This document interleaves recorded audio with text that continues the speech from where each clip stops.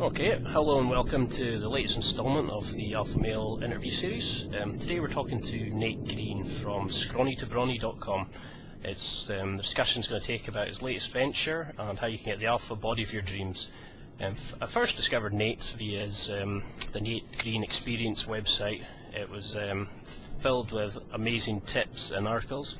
Then he brought out his Built for Show book, which even a very chubby Highlander like myself worked out, lost a lot of weight, put on a pile of muscle.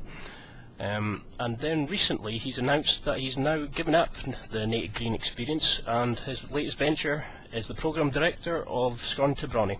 So I asked Nate to just drop by and give us a quick chat so he can tell us about his latest venture and give us a few tips as well. So Nate, just want to thank you for coming in. As you know, one of my main aspects of my site is I like to help guys transform, and I believe you're a great example of somebody who does things his own way, the alpha way. You know, I read the story about you took time off from your education, you took a loan out, flew across the world to go to your conference, you gave the book for the networking tool. But for those who maybe don't know your backstory, can you just give us a little intro about yourself, how you went from just a normal average dude to amazing blogger and now program director? Oh man, I'm still. Thanks for having me, by the way. That was a really good intro. I appreciate that. I'm still a regular normal dude. I just now I just work behind a computer for most of the day, right? So it's nothing too different or nothing too crazy. But I guess it's weird talking about like the story of myself. But when I was in high school, I was really horrible at school, and I barely passed high school. I decided not to go to college, and there wasn't a lot of things going on in my life that I was really proud of at that time. I mean, I had a good family life. My parents were really amazing people. I had really good two younger brothers. I had a decent network of friends. I had one really, really good friend who's still we're really close today. So I mean, everything was good in that front, but I wasn't really pushing myself in any regard. And I discovered the gym when my friend Kyle took me in, and I remember I got pinned under 95 pounds on the bench press, and it was a really interesting moment because I realized I could go into the gym and make my body better. I could manipulate it in a way that, I could actually change something about my life, I could do something positive. And it was a very weird and different experience than what I had felt in school, when I just felt kind of lost. And I don't think I was dumb by any stretch of the imagination. I just don't think that was an area that pushed me. And so anyway, I got into the gym and read a bunch of articles on like tnation.com and Men's Health and all these different websites and stuff. And I started to try to piece things together and figure it out on my own. And I ended up gaining about 45 pounds of muscle over about a year and a half long period. And it was pretty astounding how good that made me feel, how confident that made me feel that I could take, other big steps in other areas of my life. I looked at my body and I was like, man, if I can accomplish this, if I can gain 40 pounds and change the way my body looks and change the way my mind works after that, because I can see what's possible, then what else can I do? And so I decided not to go to college, and instead I took about a year and just read every book I could get my hands on about building muscle, about fitness, exercise physiology, nutrition, business, lifestyle, a lot of fiction at the same time too, like some pretty good literature. What's that? I mean, was there particular books that you enjoyed, a particular author, or? Yeah, I mean, it was right around that time where I was reading stuff from all the training and nutrition gurus out there that I really are friends of mine now, but guys like John Berardi and Eric Cressy, and at the time I was reading like a lot of Chad Waterbury, who was really popular on T Nation at the time.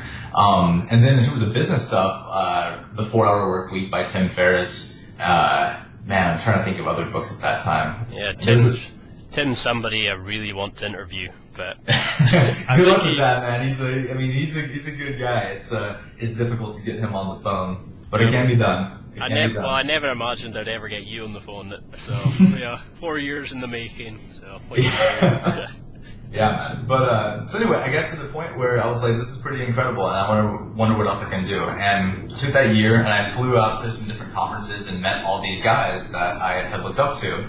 And they saw me as like this hungry young guy who really wanted to help people and really wanted to make a name for himself. So they kind of took me under their wing.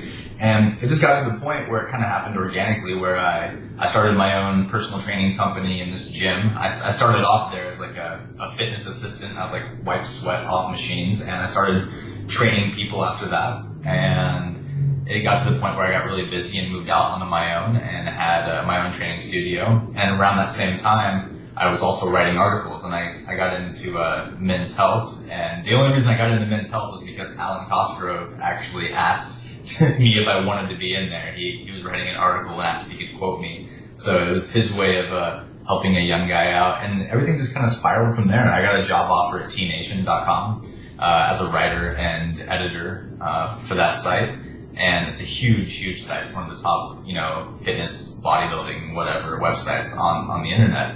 And from there, it just kind of kept growing. I got a book deal in 2008.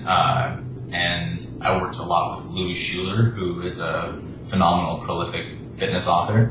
And from there, I traveled around a lot, trained a lot of people, wrote a lot of articles, started my blog about 5 or 6 years ago, and I've been keeping up with that. I built a really good network of friends and people and guys that really enjoy reading my stuff. I feel pretty grateful every day that I wake up and I get to do this. And then the last year and a half or so, I've been working exclusively with John Berardi and the guys at guys and girls actually at Precision Nutrition. And most recently, I am the program director of Scrawny to Brawny, which is a 12-month muscle building hero makeover lifestyle course that we developed to help guys, do what I did and do what John Berardi did and do what all these other guys did, is to maybe change their body and perhaps through that be able to change their life. And that's where I'm at today, is just trying to help guys, just trying to help mentor people and help them see how much potential they have,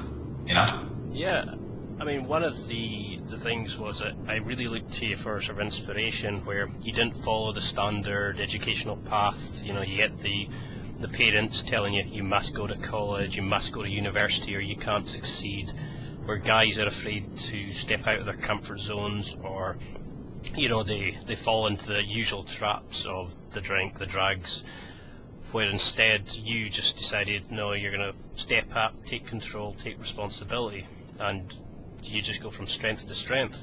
Can you tell us a little more about your current venture, Scrawny to Brawny? Do you have particular projects going on? I noticed there was a big winner recently. How can people follow the latest developments?